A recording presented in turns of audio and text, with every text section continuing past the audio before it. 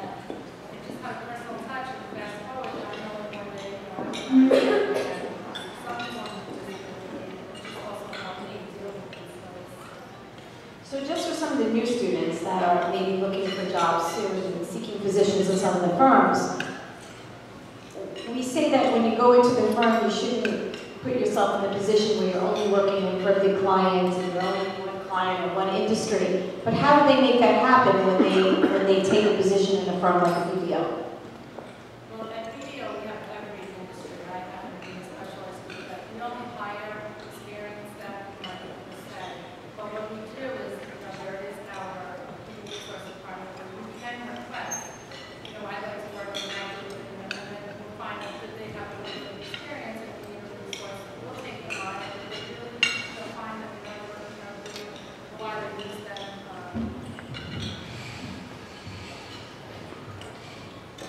We'll either utilize them in their downtime if they're in an engagement, and if they really find that they want to transfer, we do offer that as an opportunity as well. And that's the same for people who are in the not-for-profit group that want to go into financial services or retail. We have transfer because as a firm, if we have a good staff person or employee, we'd rather maintain them than transfer them to another company, have them leave. So it's something that I think in any large firm you always have that opportunity. So Clifford, we have some new students here who might then take a job in an accounting firm, and maybe stay in a firm like a BDO for 2 years, and then they come to you and they're looking for another position. So is 2 years enough experience to now go into a different kind of position? That's a great question. There's no set rule of thumb about when you should or shouldn't look for a new position. Your search and your decision to make a move for your current employer should be based upon your personal decision of, am I still growing here? Do I still have room to maneuver here? Am I seeing the things that I want to see here? To use Sophia's example, supposing you're working for a small CPA firm and you're only working on manufacturing or distribution clients, and your real love and your real desire is to work in a financial services company or to work in a not-for-profit company, but your current employer can't give you that skill set.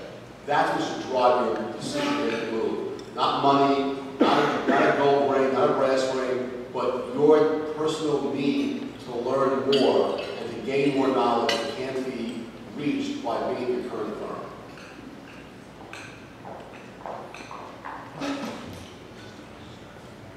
Questions? More questions? Anyone?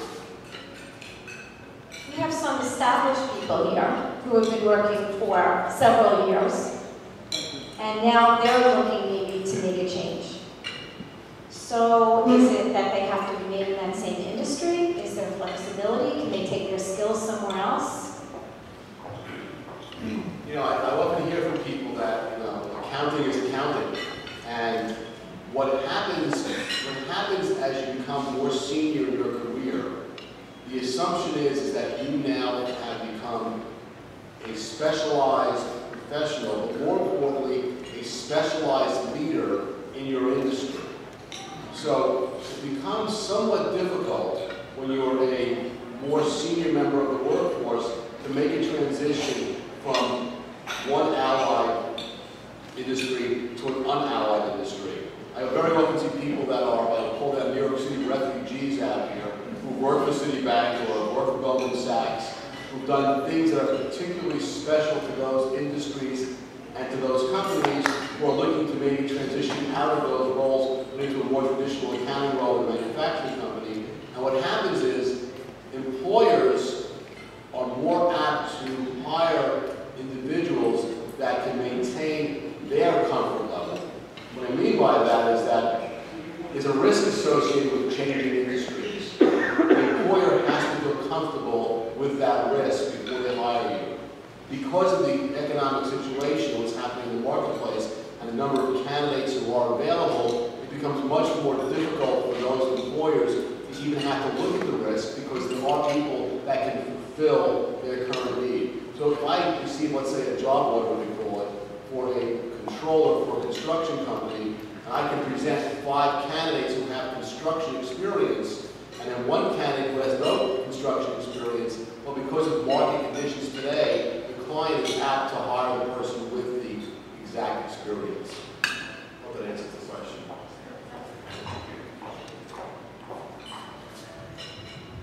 Questions? Do you have any questions? Anyone else? Any questions? Yes.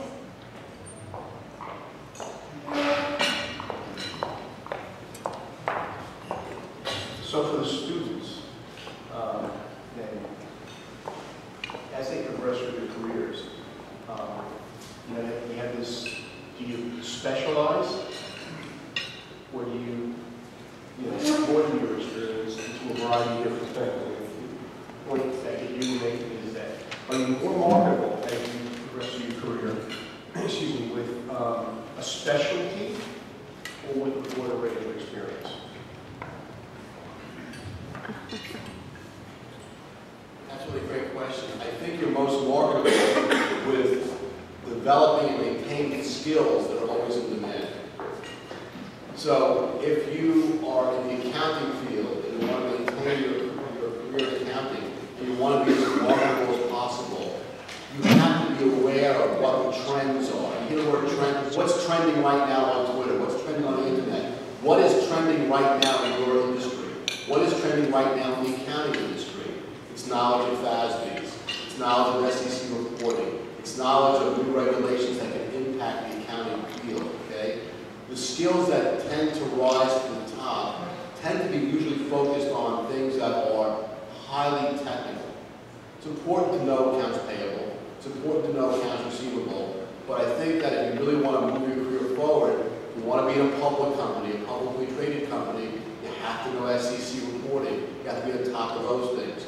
If you work in a company that has a lot of foreign transactions, well, you have to know the FASBs that might relate to that industry. So it isn't about the industry. It is about the industry, but it's about what is coupled with that industry experience that enables you to go from company to company. So I have a follow-up question on that, and this is really to each time.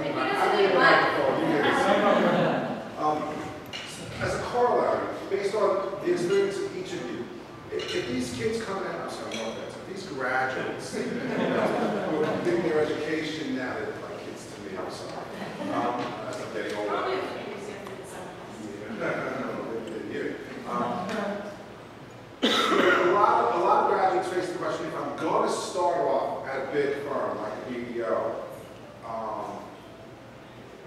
at what point is there a declining return on the investment of those years? In other words, like, Sophia, you start off, you had to stay at a big firm for a few years, then I'm going to go, into industry. What's the optimal period of time from the standpoint of their career marketability to stay at a big firm? That's a really interesting question because I remember being a manager and speaking to a very senior partner who was not in my group. And he said, why would you ever leave a manager? You should wait till you're a senior manager. You don't understand the difference in what your marketability is at those two levels. And what he had said to me, and it really hit home, was, as a manager, you can leave as a controller, an accounting manager, maybe a director of finance. As a senior manager, you're now at a CFO level. And what that means in terms of financial reward or benefit and opportunity was very different.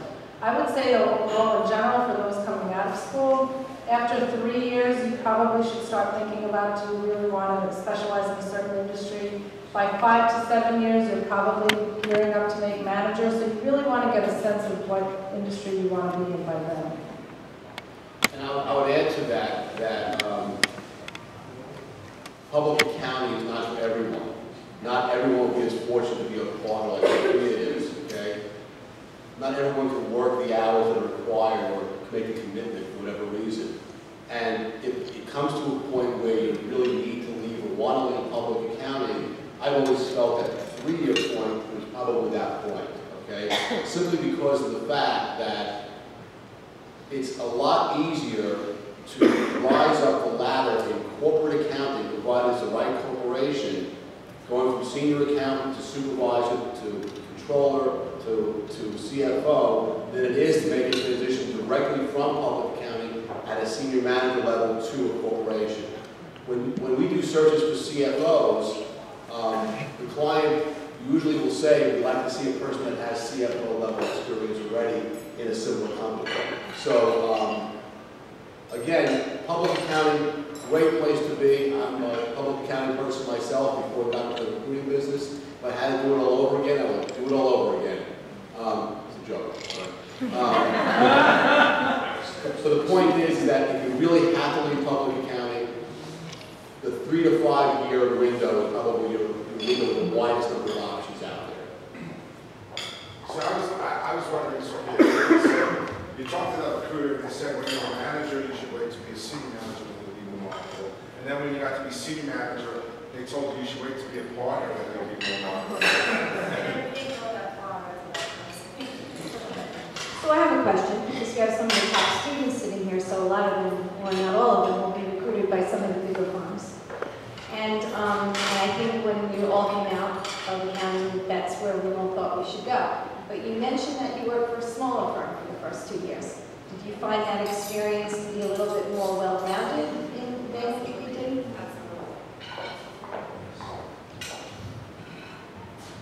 I think graduating college, it was definitely frowned upon. Everybody said you have to, it was Big Six back then, you go big firm and then you go small.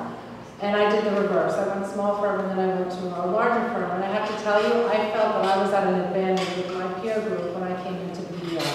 I worked at a small firm. I worked directly under experienced partners that had been in the big firm back when they were, staff, senior, whatever level they came in at. And it was this very small firm, but we worked very closely together. And I learned how to write a financial statement in my first year of accounting, which is not typical in the larger firm. You may start out in a larger firm where you're put on the same area year in, year out, job after job for 2 years straight.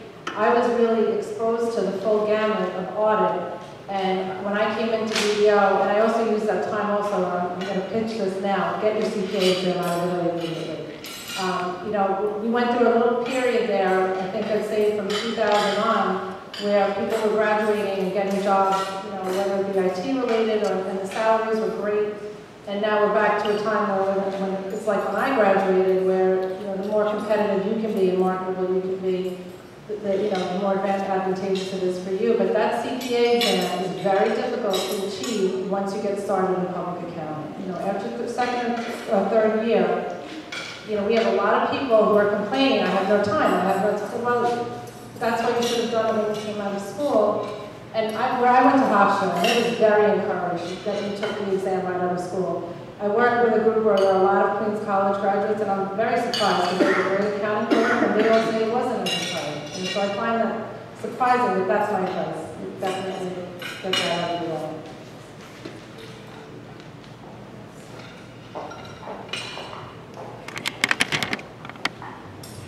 Any other questions from anyone?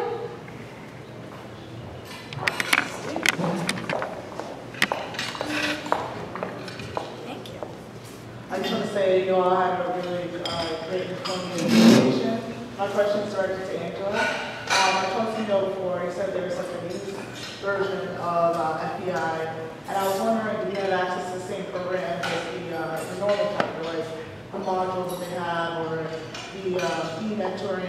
Do you have access to the same program as you? Great question, thank you for asking. We are working on trying to get something started for those students, which is one of the reasons that I'm really trying to get the professors, the academics in the room, part of FEI, because I would like to make this a stronger program. At the moment, you must be a member, you must qualify for membership. And they are it is for senior financial executives.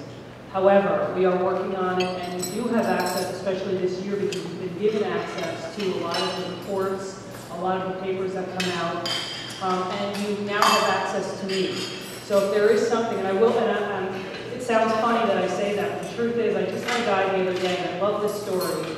He called me from Oregon, and he said, listen, I'm an MBA student, and I need to do a final paper, and I'm having so much trouble because I need to interview someone who has experience with international finance. So, because of the wonderful connection we have with FEI, I called the president of the Oregon chapter, and I said to him, I have this guy, he really needs help, yada, yada, yada, do you know of someone? He said, I'll call you back in a couple of minutes. He made a couple of phone calls to people that he knows, got the right guy, who got the right guy, to call the student, and they connected, and now he's writing the paper, he got the interview that he needed. So it took me a half hour to get to the right connection. I'm happy to do that, if I can do that for you. I would love to start a student program, and Neil and I were actually talking about it a little bit before, because you really are the future of FEI. And so I would be happy to make that happen. So I have an announcement to make. We have made a decision, as so often happens, what's really important is what's local.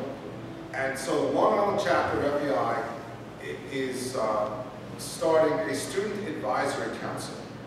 And we're going to invite each of you award recipients this evening to be members of our student advisory council.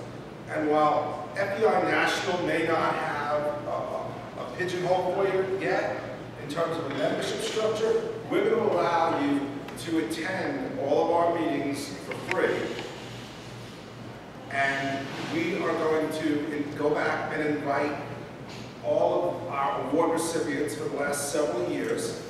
And we will endeavor to get you guys together periodically and create a peer group of you young accounting professionals so that you can help each other and feed off each other's experiences and knowledge, and also advise us about how to help us get the younger generation of financial professionals involved in our chapter. And there's our succession plan.